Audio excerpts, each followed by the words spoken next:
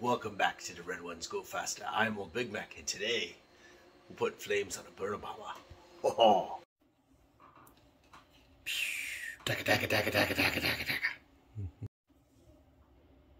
So what we've got here is a used orc burner bomb. I think it's a burner bomb. It might be a Dakajet. But anyways, it is one of the flyers for Warhammer 40,000 for the Spaceworks. And as you can see, I have been freehand painting these crazy looking flames all over it. Now, when I got it, it was, simply put, all red. Wasn't very exciting, wasn't very interesting. Pretty orky, but didn't have a pop. And I got this idea of, hey, I should really do this crazy flames all over it, being a burner bomber. Again, pretty sure it's a burner bomber.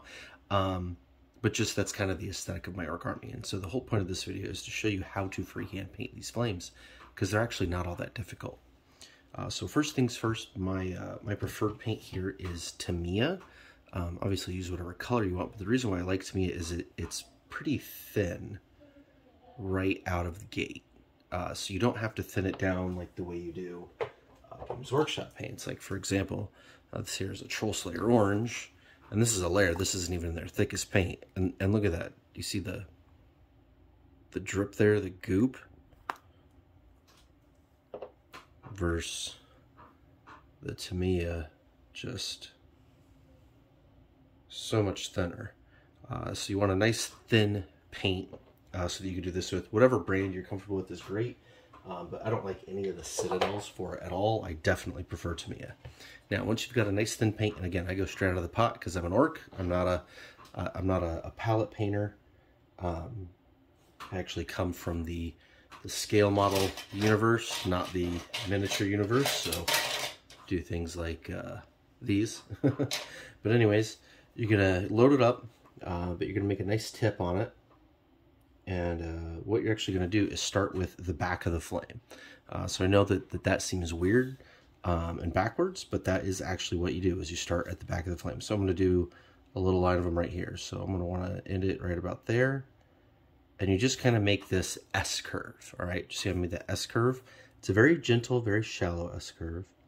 And then you're going to repeat it inversed on the other side, right? So you can start out, squeeze in, squeeze out again, connect it. And so what you've done is you've basically made an elongated horseshoe or ultramarines emblem, right? Now what you're going to do is where it comes together in the center, that's where you're going to pull and go forward. And then you just kind of pull in and connect. And now you have made a singular flame lick, all right? Now to do the next one, you can see how you have this similar S-curve right here. If you invert that, on the other side of it, you can start building the flames out, okay? So right here, out, in, out again, and then connect. And just like that, now you've got the next flame. Now you can do a wide pattern, you can do a long skinny pattern, you can connect them with all sorts of crazies. Don't be very precise about it. You want to be organic. Real fire is very organic. It does not have any kind of continuity to it. It is not, you know, even on both sides. It is very asymmetrical, right? So your flame should be the same way, and that's what's going to give you the most punch. So I got a little block here, so I'm going to ignore that flame. I'm actually going to bring it down a whole lot more. Grab some more paint. Up here is where I'm going to put that one. And just kind of connect.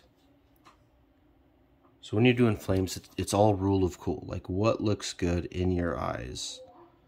Where do you think it should go? How do you think an orc would paint it? How do you think, you know, a guardsman would paint it? Whatever the case may be. So again, I'm going to start there, pull out and around, and connect. Big old horseshoe. It doesn't take a lot of skill.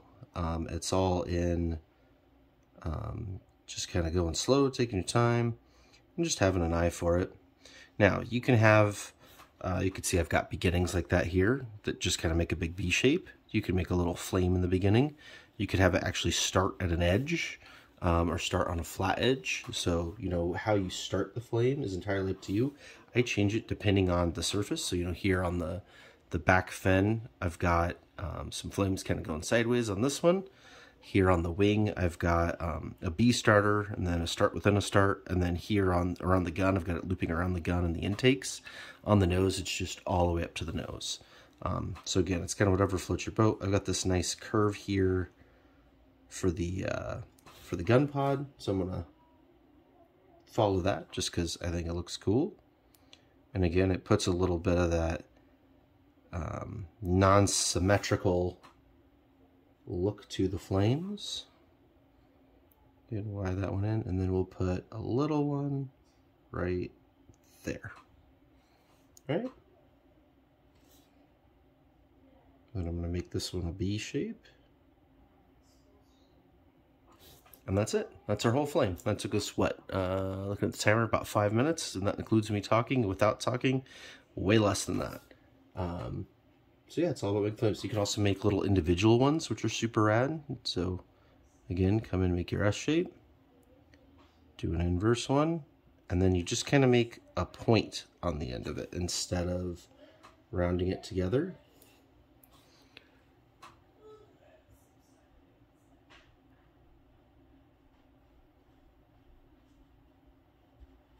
Like that. And what you want is you want a rounded inside curve right there and a point on the outside.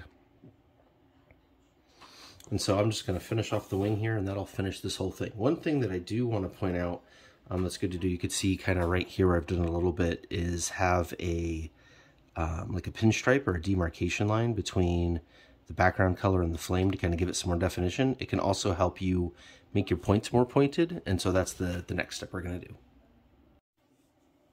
Alright, so this would be the next step once you've kind of mastered this freehand flaming. If you want to take it another step further, is to do the outlining. Now you can see I kind of have to do it on this one. The nose of this particular jet was painted a different color when I got it, and I wanted to make it red, and so I had to come in with a red that wasn't quite a match, which is fine because it's modeled everywhere. But what I want to do is make a pinstripe on this. So I've got a little bit skinnier of a brush, long thin bristles.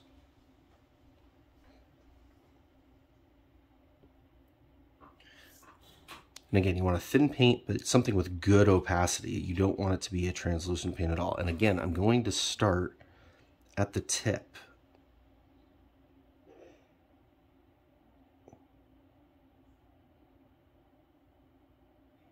And all I'm doing is tracing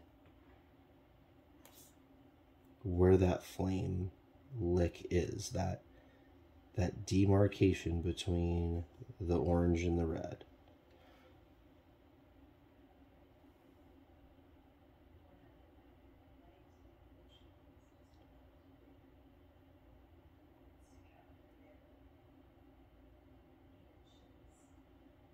And again, you want the inside of your flames to be more round, and you want the edges to be nice and crisp. That's how real flames are, and that's how our brain tries to interpret them. And so if you do something different, people's brains will actually try to interpret it differently, and they end up not looking like flames. So that's actually kind of like the number one thing you can kind of do wrong when you're doing your flames, is making the shape not natural. So, you know, you can go wild with the color, you can go wild with composition. As long as that shape makes sense, it's going to read as flames and not as, you know, some sort of random shape.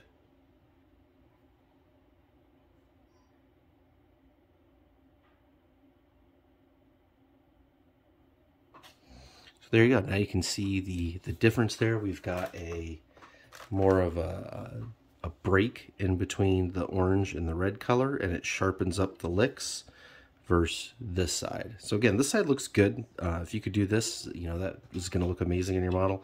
This is just kind of the next step. And again, now you have to trace all of these to do that. All right, so I've never painted on camera before, and that's kind of one thing I'm trying to do here is set up my filming setup in order to do this. So we're gonna have a couple different angles just to see what works best. So if you can let me know down in the comments section which angle works better for you, the from the right or from the left. Being that I'm a righty, I felt like it kind of had to be from the right, but I don't know, maybe this angle's better. Let me know. So I'm going to do a couple more, again, trying to get it centered on camera just so you can see the process. And again, you want to start at the end, the tip of the flame. So I'll go over here, it's probably about there. Again, I got that S curve going.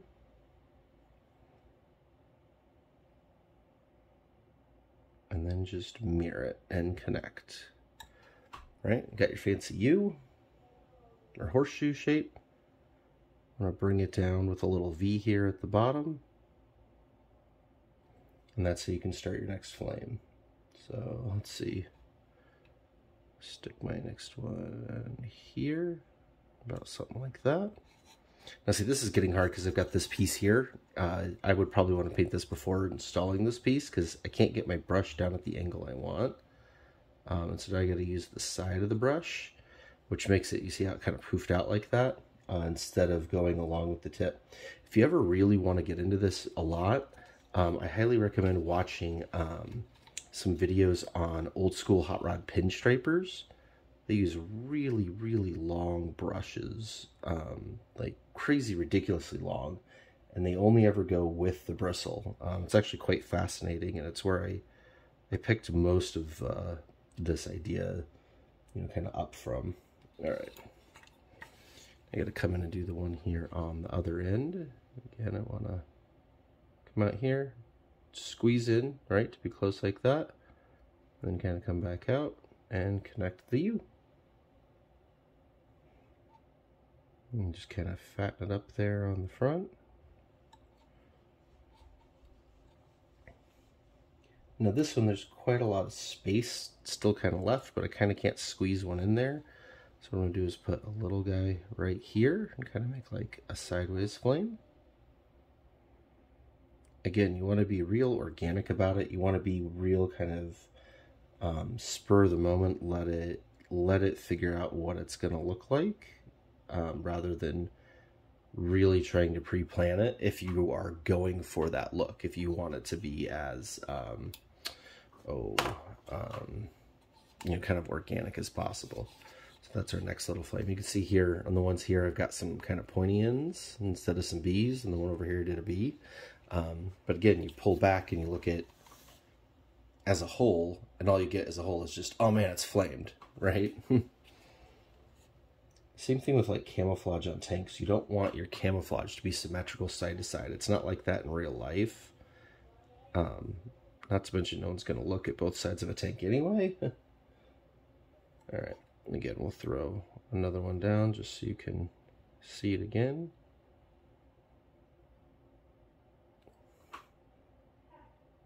And again, I love a nice thin paint that's got a lot of opacity. I find most miniature paints to be very frustrating in that respect because it seems like the thin ones have terrible opacity. They're more like a wash, and you have to put a bunch of coats on in order to get the color that you're going for.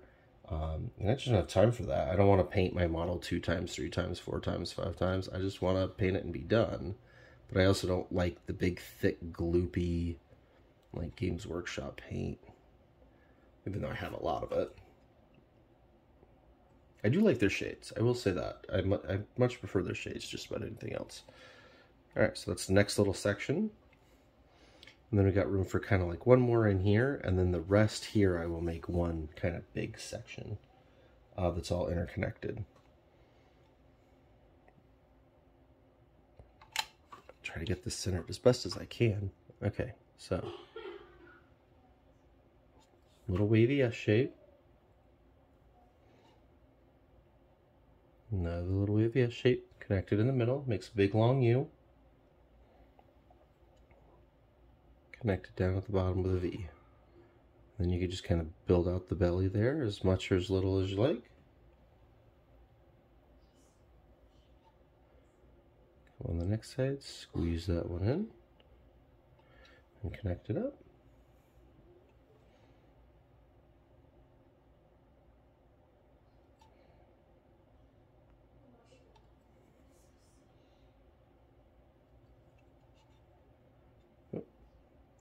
hair in there.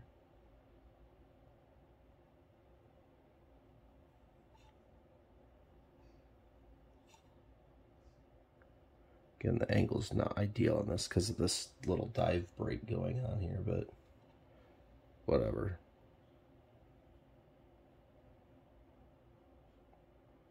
And that one will go ahead and wrap around the dive break, because I think that looks cool. I point here, and I'll have it flare out. Now, what I've got here is this way too long of a flare. I don't like the way that looks, right? So what I'm going to do is add another lick. Each one of these little thingies, they're called a lick. So we'll put another lick in there. Like that. And what I'll do is I'll V the start of that lick, and then I'll spread that one out like that. Ta-da! Another flame. Alright, so that is your tutorial on how to hand paint flames on your Warhammer 40,000 vehicle, or, you know, whatever kind of miniature you're painting.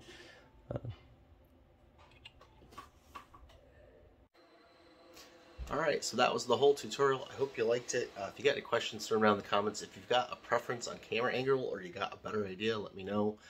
Again, it's my first time kind of filming anything like that, and trying to get that set up. And yeah, and the whole point of it is, a couple of months ago, I did a video on how to do an orc army for just dead cheap, right, proper cheap.